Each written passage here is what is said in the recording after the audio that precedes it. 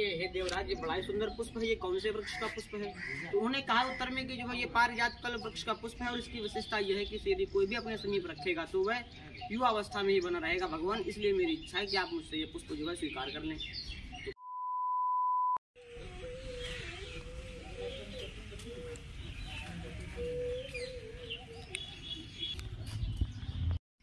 तो स्वागत है आपका एक दूसरे वीडियो में, आज एक दूसरे टॉपिक के साथ। आज हम लोग आए हुए हैं हमीरपुर और आज हम लोग देखने वाले हैं कल्प वृक्ष, जो कि ऑल ओवर इंडिया, अब पूरे भारत में 10 ही हैं और उनमें से एक हमारे हमीरपुर में भी है। तो पौराणिक जो मान्यता है वो ये है कि जब समुद्र मंथन हुआ था तो समुद्र मंथन के दौरान पे ये 14 रत्न निकले थे, जिसमें से एक कल्प वृक्ष भी है जो कि इंद्र भगवान को दे दिया गया था और उसको उन्होंने लेके स्वर्ग में उन्होंने उसको स्थापित किया था। और ऐसी कुछ पौराणिक मान्यताएं हैं कि जो भी इस कल्प वृक्ष के सामने जो भी मन्नत या जो भी मांगेगा वो उसकी सारी पूरी की जाती हैं। तो आज हम लोग वहीं आए हुए हैं, मैं आज आपको दिखाता हूँ। आ चुके हैं अंदर और जो कल्प वृक्ष है वो हमारे जस्ट सामने ही है और ये हमीरपुर में यमुना नदी के किनारे स्थित है। पहले ये बहुत नीचे हो गया था, लेकिन सरकार ने इसके ऊपर ध्यान दिया और इसको जो है सुसज्जित किया और अच्छे से इसका निर्माण कार्य किया। मैं आपको दिखाता हूँ, ये वो पेड़ है। अभी मैं आपको इसका एक रियर व्यू दिखाऊंगा। और कहते हैं कि जो इसके जो कल्प वृक्ष है वो सितंबर के माह में ही ये फूलता फलता है और फूलने फलने के साथ साथ ये सफ़ेद रंग के फूल भी देता है, जो कि रात में ही झड़ जाते हैं। ये रहा पेड़। इस टाइम पे ये पूरा सूखा हुआ है और अभी इसमें एक भी पत्ती नहीं है, ऐसा लग रहा है जैसे ये सूख चुका हो।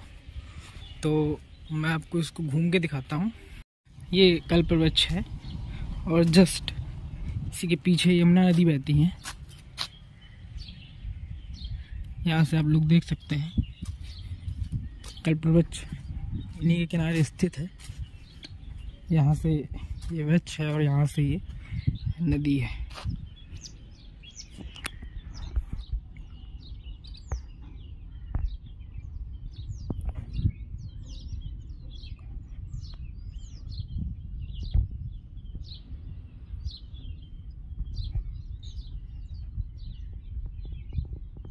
कि हर एक डाली में पत्तियां होती हैं, लेकिन इस समय इसमें एक भी पत्ती नहीं है। इस सीजन में यह पूरा ऐसा हो जाता है जैसे कि ये मुरझा गया हो और इसका तना बहुत ही ज़्यादा मोटा हुआ है और इसमें बहुत सारी, अगर आप देख पाएँ तो इसमें बहुत सारे कलावे और मन्नत जैसी चीज़ें बंधी हुई हैं। इसकी मान्यता ही है ये कि इसके सामने जो भी मनोकामना की जाए वो सारी पूर्ण करता है। हम लोग बिल्कुल नज़दीक से आपको दिखाते हैं, कि नज़दीक चलते हैं।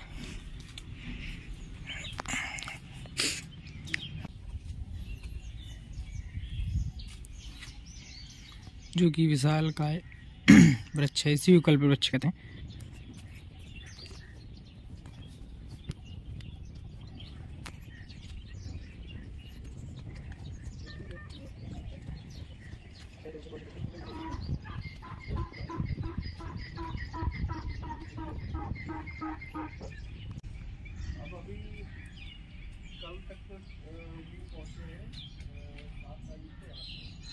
ऐसा देव वृक्ष है पृथ्वी पर जो विराजमान है हजारों वर्षों से, और इसका जो इतिहास है यानी इसकी उत्पत्ति कैसी हुई है, वैसे तो हर ग्रंथ में, पुराणों में इसके बारे में, धार्मिक पुस्तकों में कुछ ना कुछ इसके बारे में जानकारी मिल ही जाती है। लेकिन जो उसका पूर्ण सार है तो वह श्रीमद् भागवत पुराण के 10वें स्कंद में इसका जो है पूर्ण विवरण निकल करके आता है कि कैसे इसकी उत्पत्ति हुई है। उसमें बताया गया है कि जब हजारों वर्ष पूर्व, लगभग 8 से 6000 वर्ष पूर्व, प्राचीन काल में जब समुद्र मंथन हुआ था, समुद्र मंथन से 14 प्रकार के रत्नों की प्राप्ति हुई थी, जैसे विष, अमृत, मदरा, कामधेनु, अप्सरा, ऐरावत, हाथी, सुदर्शन चक्र इत्यादि। उसी में पारिजात कल्प वृक्ष नामक जो है एक पौधा रत्न स्वरूप प्राप्त हुआ था। यही वृक्ष इसे पारिजात भी कहते हैं और कल्प वृक्ष के नाम से प्रसिद्ध है विश्व में। तो जब ये प्राप्त हुए तो जब इनका बंटवारा हुआ रत्नों का, तो जो अच्छी शोभायमान जो वस्तुएं प्राप्त हुई थी वह सब देवताओं ने ही राक्षसों से हरण कर ली थी। तो ये उसी की जो है दुनिया में आ गया। अब इसके बाद होता यह है कि सभी देवताओं ने ऐसी सहमति बनाई कि ये वृक्ष जो है किसके हाथ में दिया जाए। तो सभी देवताओं ने सहमति बनाई कि जो है जो देवताओं के राजा हैं देवराज इंद्र जी, उन्हें ही देना जो है उचित होगा। तो उनके हाथ में ये वृक्ष दे दिया गया और उनसे कहा गया कि देवराज आप इस वृक्ष को ले जावें और अच्छे स्थान में से विराजमान करें।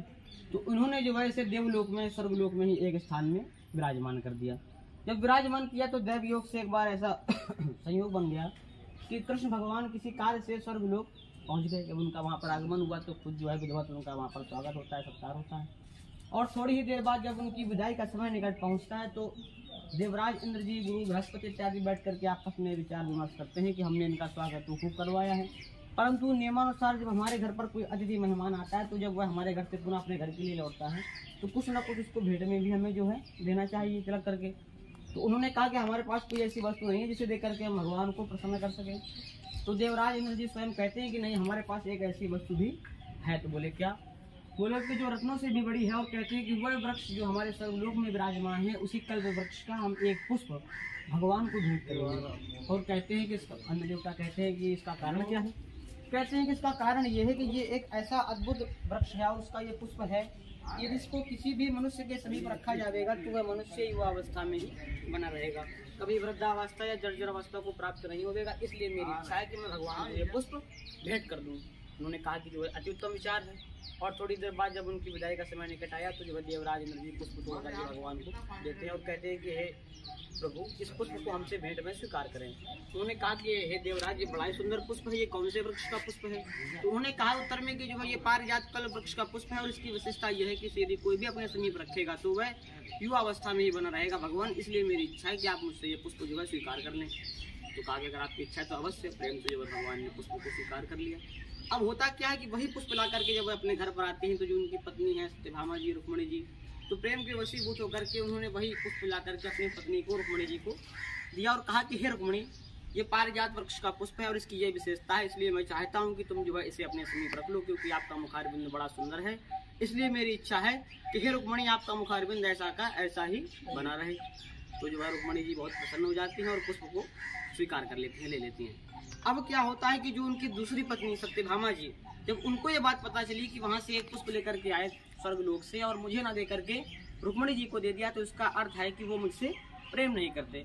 उनके मन में जो है फिर यहाँ पर ये उत्पन्न हो गया। तब ईर्ष्या उत्पन्न हो जाती है उनके मन में, तो वह ये सिद्ध करना चाहती हैं कि थोड़ी देर बाद जब भगवान उनके कक्ष में आए तो उन्होंने जो इसी बात को फिर जिद रख ली।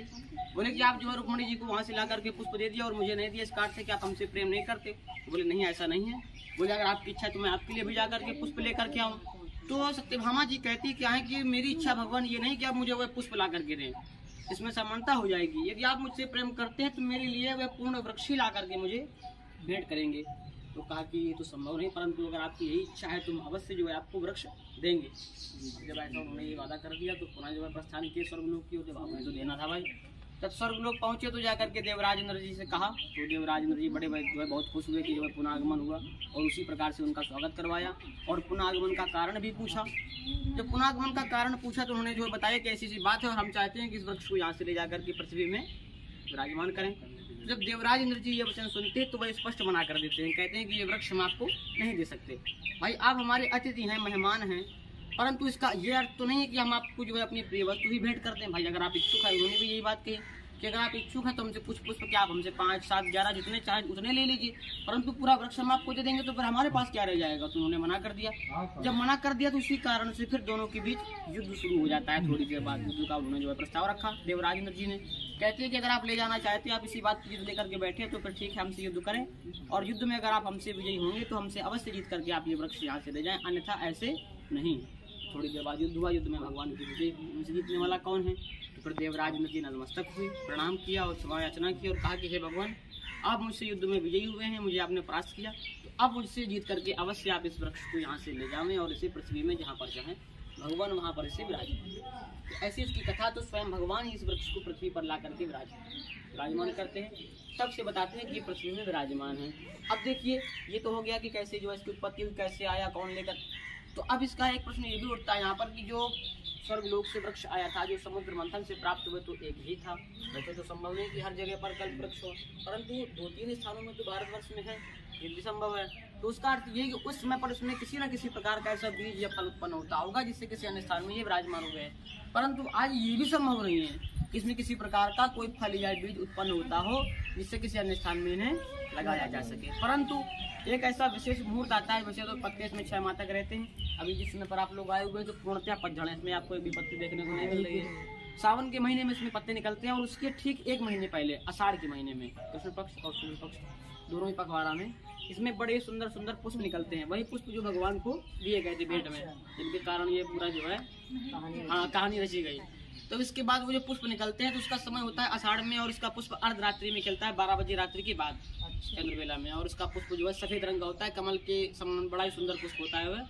और उसमें लगभग इतना प्रकाश भी होता है कि जब हम उसे लगभग 100 मीटर से भी दूर से खड़े होकर के देखेंगे भयंकर अंधेरे में तो अलग ही समझ में आएगा कि कितने फूल जो है आज खिले हुए हैं। तो 12 बजे से और कितने बजे तक रहता है? वैसे तो रात के 9 बजे से शुरू हो जाते हैं खिलना, परंतु जो उनका पूर्ण स्वरूप बनता है वह 12 बजे रात्रि में जाकर के फिर ये रहते हैं प्रातः काल सुबह लगभग 8 बजे तक, मान लीजिए 8 बजे तक आपको खिला हुआ पुष्प देखने को मिल जाएगा। जैसे सूर्य की किरणें प्रकाश तेज हुआ फिर वह शुरू करके गिर जाता है।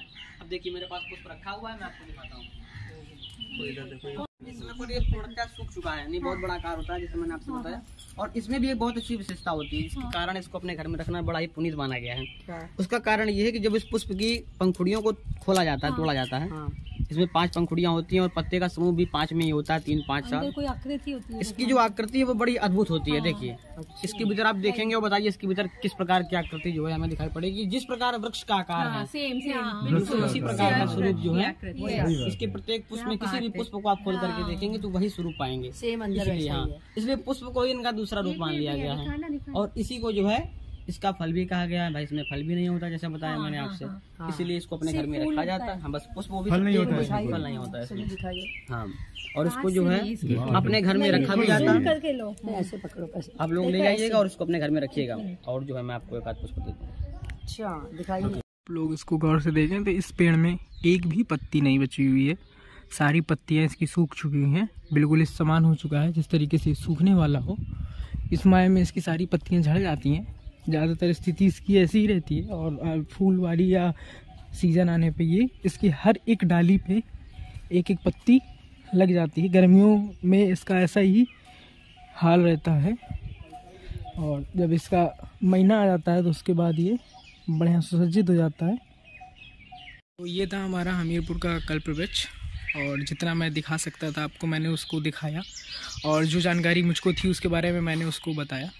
तो मिलते हैं किसी दूसरे टॉपिक में, तब तक दूसरे वीडियो के साथ। तब तक के लिए जय हिंद, जय भारत। और अगर आपको वीडियो पसंद आया तो चैनल को सब्सक्राइब ज़रूर करिएगा और बेल आइकन यहाँ पे दिख रहा होगा उसको दबा दीजिएगा, तो आपको जितनी भी इस चैनल की अपडेट्स होंगी वो आपको मिलती रहेंगी। अगर कोई सुझाव देना चाहते हैं तो उसको आप कमेंट के माध्यम से दे सकते हैं। तो लाइक करिए, चैनल को सब्सक्राइब करिए और कमेंट करिए। चलिए मिलते हैं किसी दूसरे वीडियो में, तब तक के लिए दूसरे टॉपिक के साथ। जय हिंद, जय भारत।